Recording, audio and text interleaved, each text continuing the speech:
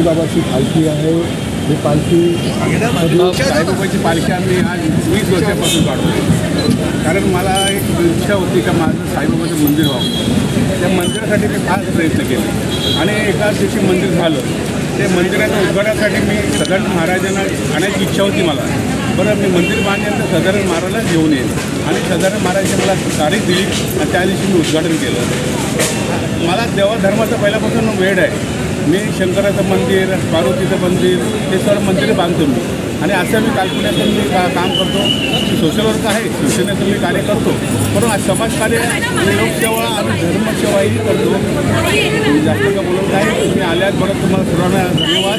थोडे बोल माझे 2 शब्द पुरे करतो। जय हिंद, जय महाराष्ट्र। काय बोलणार आहे? आपली श्रीमती शांताबाई जयराम माते चॅरिटेबल ट्रस्ट ही आपली संस्था आहे। गेले 16वे वर्ष आहे आपल्या साईबाबाचा वर्धापन दिन आम्ही साजरा करतो आहोत। प्रत्येक वर्षी साईबाबाची पालखी, आपला भंडारा, होम हवन असे आम्ही सांस्कृतिक कार्यक्रमाच्या माध्यमातून लोकांच्या समोर आम्ही जातो आहोत। तर आमची अशी इच्छा आहे, ते आपलं साई मंदिर आहे, खूप जुनं असं मंदिर आहे, तर त्याच्या आपण वर्धापन दिन हा साजरा करतो आहोत। आपली साहेब पालखीचे काय काय ठेवले?